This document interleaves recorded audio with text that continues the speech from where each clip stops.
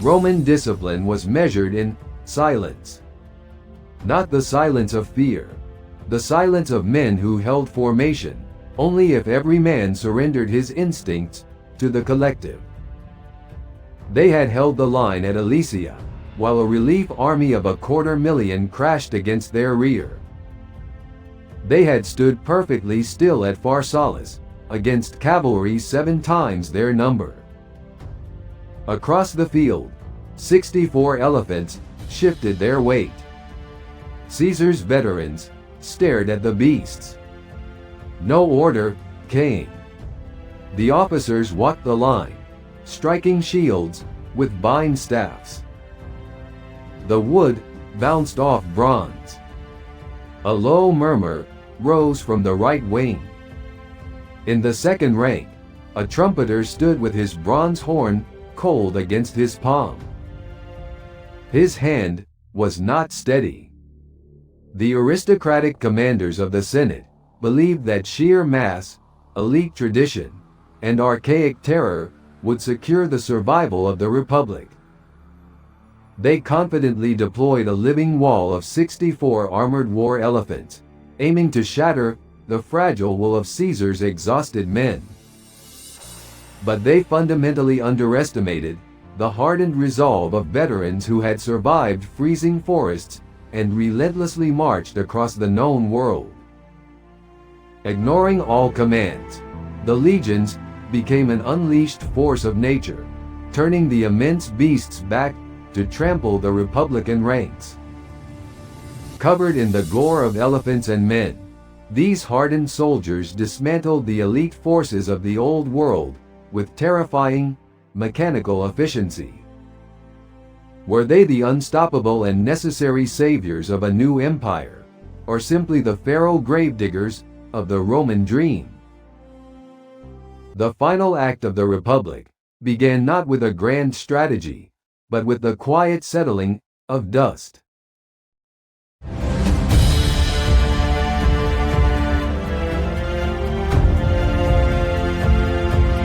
The silence of the Salt Lagoon. The blazing sun of North Africa beat down mercilessly upon the arid plains on the 6th of April, 46 BC. The sun struck the salt pan of Thapsus. It carried the scent of brine over the waiting armies, mixing with the sharp odor of human sweat.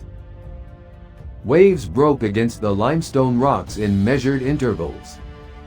A solitary gull circled the thermos overhead. Here, the sands were about to bear witness to a haunting anomaly in the annals of Roman military history. Africa had been Pompeian territory since Curio's disastrous campaign in 49 BC. In August of 48 BC, defeated at Pharsalus and exiled to Africa, the Republican faction, Metellus Scipio, Cato the Younger, and Labienus, lacked the forces to halt Caesar's veterans. They turned to the regional power, King Juba I of Numidia. Metellus Scipio forged a secret pact. Upon Caesar's defeat, Scipio would cede the entire Roman province of Africa, one of the Republic's wealthiest territories, to Juba. He sold Roman earth to a foreigner in the name of defending the Republic. Scipio also stripped off his purple cloak. In Rome, the purple paludamentum was the absolute symbol of a supreme commander's sacred authority and the dignity of the Republic. But Juba demanded its removal. In this camp, the Numidian king declared, "Only I wear purple." To secure the cavalry, the supreme commander of the Roman army silently removed the purple and changed into an ordinary white cloak. In contrast, Caesar sits in his tent. He reads the reports from his scouts. He calculates the odds. He issues no complaints. He waits for his veterans. The transports arrive from Sicily. The veterans of the Gallic Wars step onto the African sand. The architecture of panic. The stage was set for a clash not just of armies, but of eras. By the spring of 46 BC, the Roman Republic had been tearing itself apart in a grueling civil war. The traditional narrative of this conflict is one of grand strategy, of Julius Caesar's calculated brilliance overcoming the rigid conservatism of his rivals. But the physical reality, and the fragments of testimony left by those who stood in the dust of Thapsus, tell a far darker, more chaotic story. The two armies maneuvering across the coastal plain of Africa, with the town of Thapsus between them like a contested piece on a board. Caesar besieged Thapsus. This was the trigger. The town sat on a narrow peninsula between the sea and an inland lagoon. Caesar's double line of circumvallation placed Scipio where the mathematics of attrition favored Caesar. These were earthworks facing both the town and any relieving force from outside. Scipio had to attack the fortifications or accept that the town would fall, and once the town fell, his southern supply line collapsed. He chose to attack. Across the shimmering heat haze, the final remnants of the Roman Republic arrayed themselves in rigid geometry. Metellus Scipio commanded a line built on aristocratic desperation, leading the Optimate alliance alongside the Numidian king Juba I. Overnight, the Senate's forces, vastly outnumbering the Caesarians, had arrived and constructed three separate, massive camps, pinning Caesar against the water. By mid-morning, the Optimate army deployed into battle formation. His infantry locked their wooden shields together. Behind the heavy infantry, King Juba's Numidian cavalry sat upon restless horses. The riders kept their grips tight on their javelins, staring across the expanse of the battlefield. To anchor his flanks, Scipio unleashed a weapon of archaic terror. As the ancient author of the De Bello Africo observed, Scipio had positioned no fewer than 64 massive war elephants to form a wall of gray flesh ahead of the infantry. For the aristocratic commanders of the Senate, these massive beasts were a symbol of crushing, unstoppable, old-world power. They were living siege engines, adorned with armor and carrying platforms of archers. Their purpose was to shatter the psychological resolve of the enemy infantry before a single sword was swung. The beasts shifted their weight from foot to foot. Iron chains clinked against their ankles. Handlers sat upon their necks, holding wooden goads with blunted points.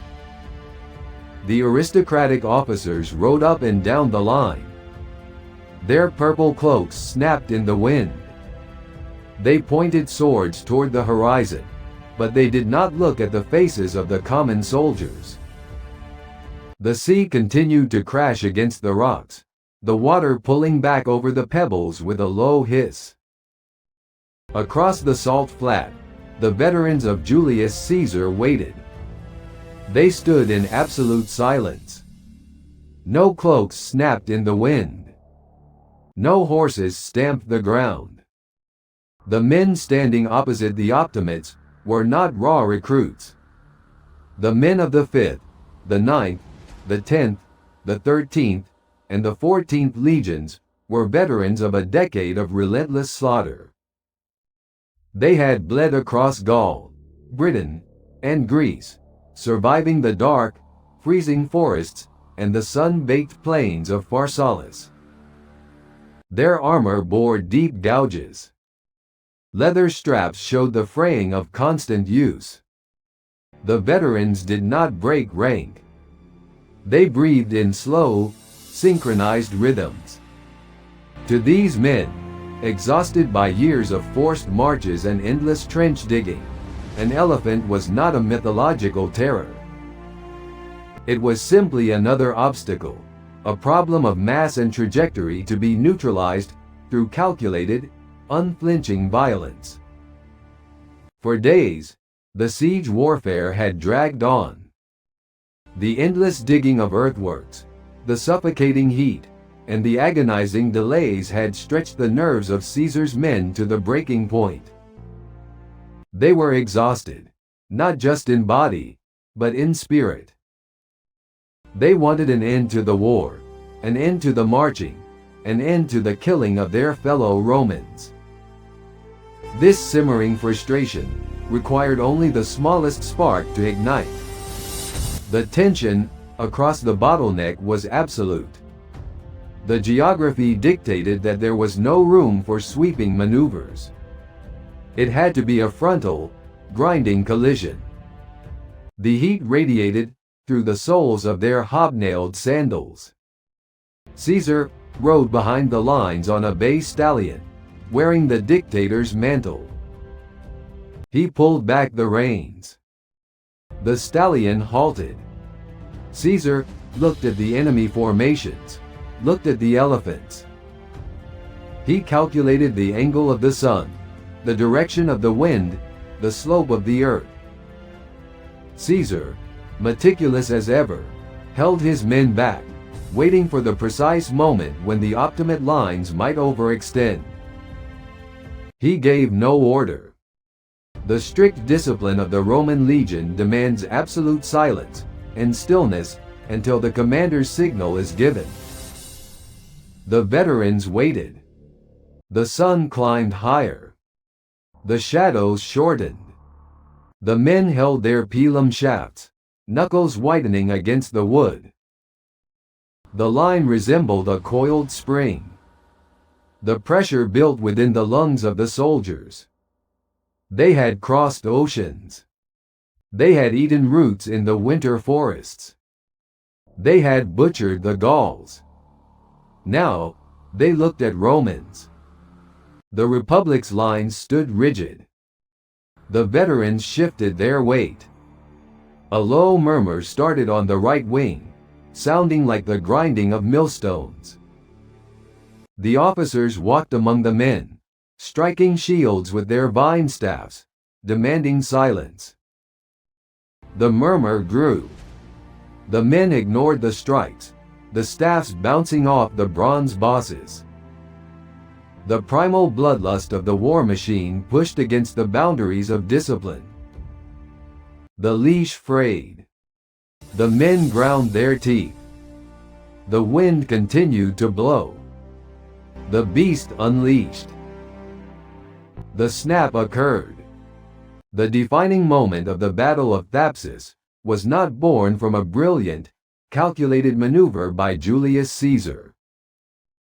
According to the vivid accounts, preserved by the anonymous Caesarian officer who wrote the African War, a profound breakdown of order occurred on the right wing. A soldier on the right wing breaks the formation. He steps forward. The dust swirls around his sandals. He grabbed the arm of a trumpeter. The trumpeter held the bronze horn by his side.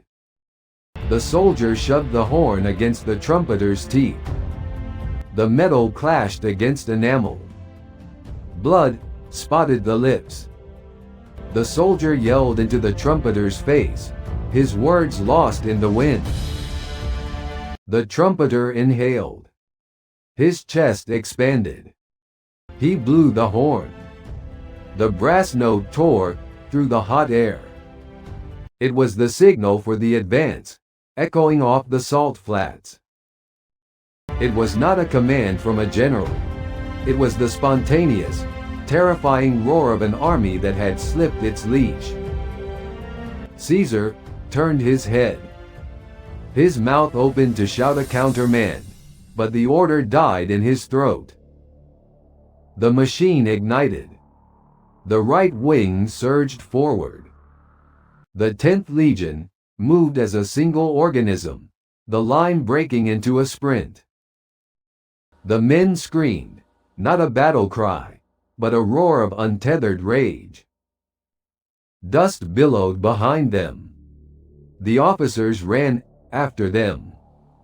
A centurion grabbed the shoulder of a legionary. The legionary turned and struck the centurion in the jaw with his shield boss. The officer fell. The legionary stepped over him and continued the sprint. The leash snapped completely. The master stood powerless.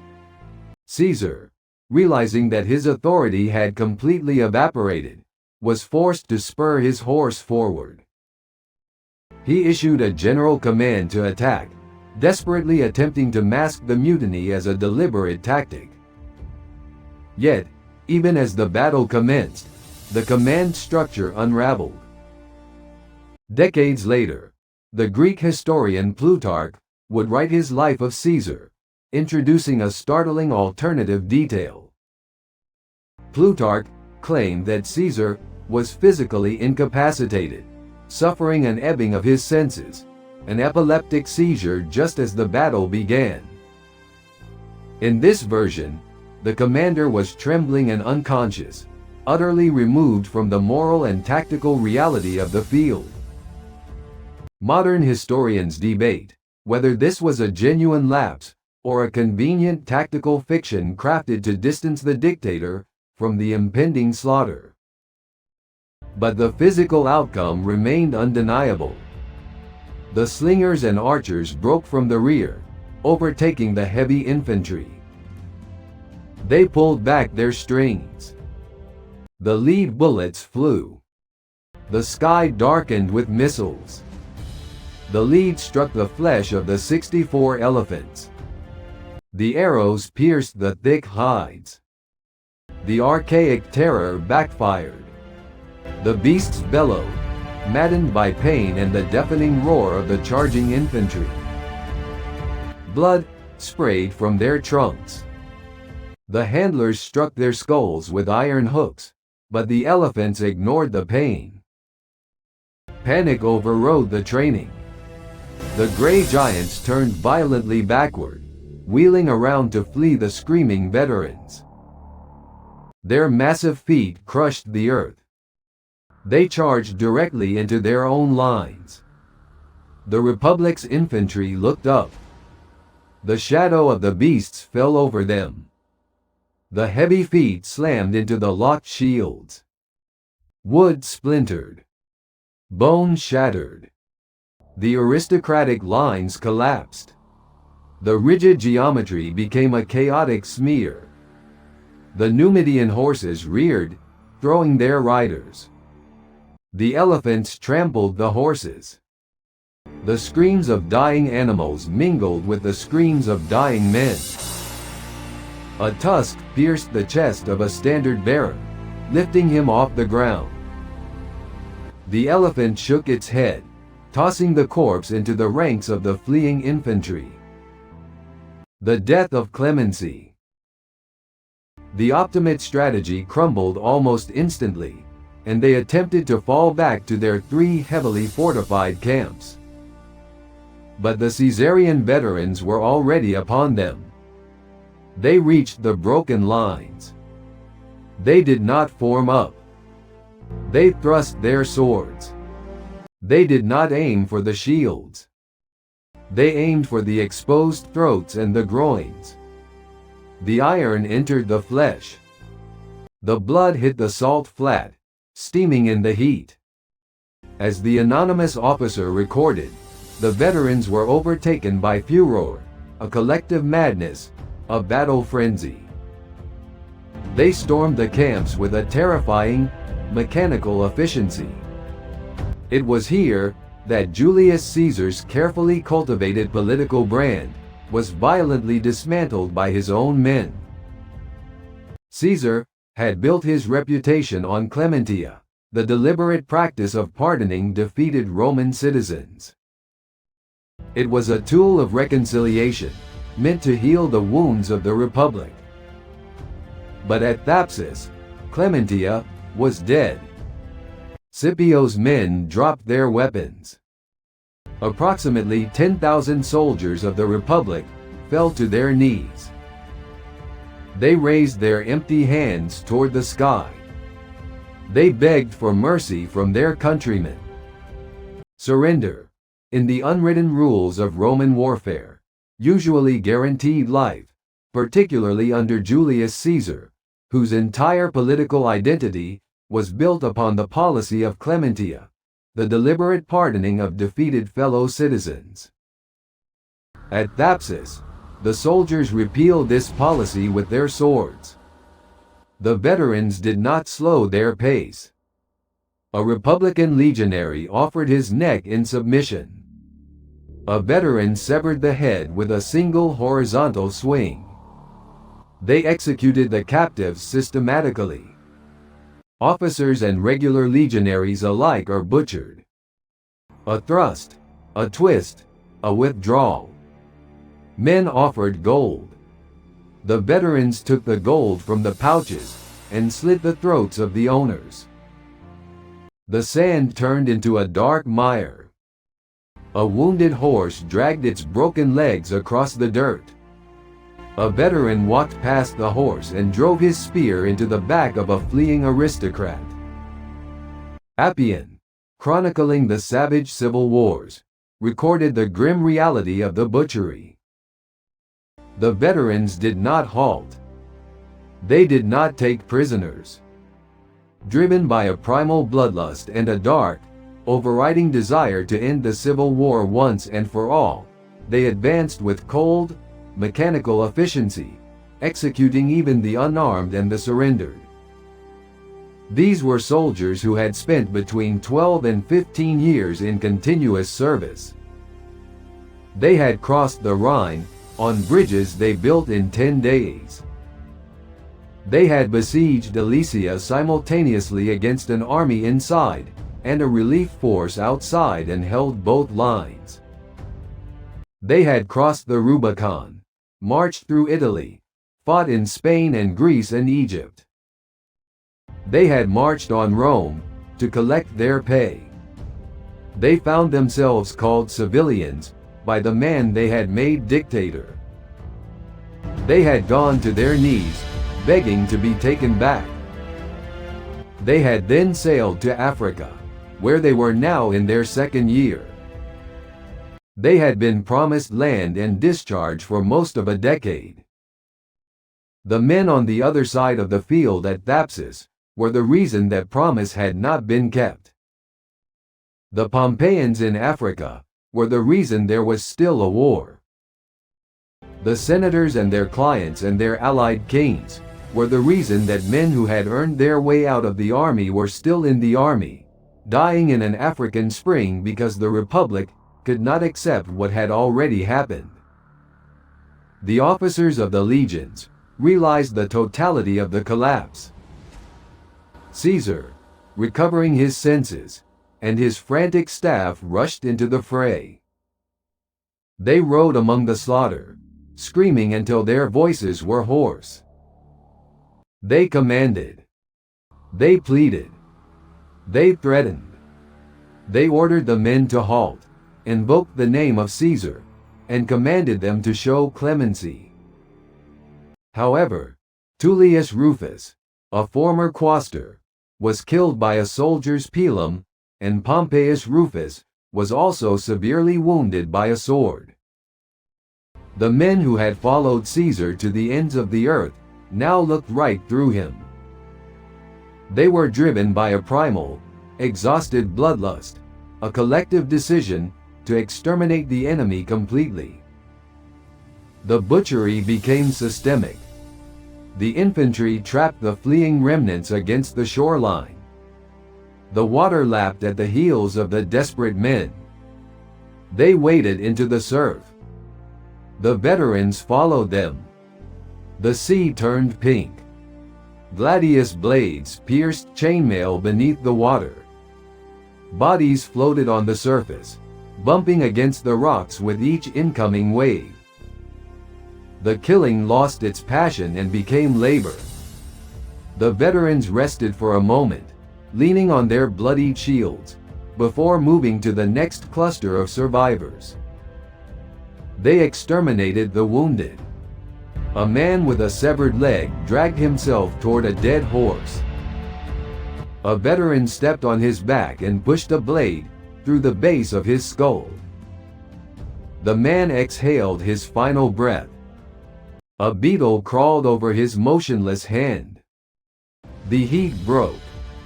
A cool breeze moved across the plain, rustling the tunics of the dead and moving the hair of the severed heads. The veterans sat on the corpses. They opened their water skins and drank in silence. The blood coated their arms up to the elbows, drying into a dark crust. Caesar rode through the aftermath. The bay stallion picked its way over the bodies, its hooves slipping on the saturated ground. Caesar looked at the broken shields, the dead elephants, and his men. The veterans did not salute him. They did not cheer. They stared through him with hollow eyes, chewing hardtack with jaws smeared in gore. The legacy of Thapsus.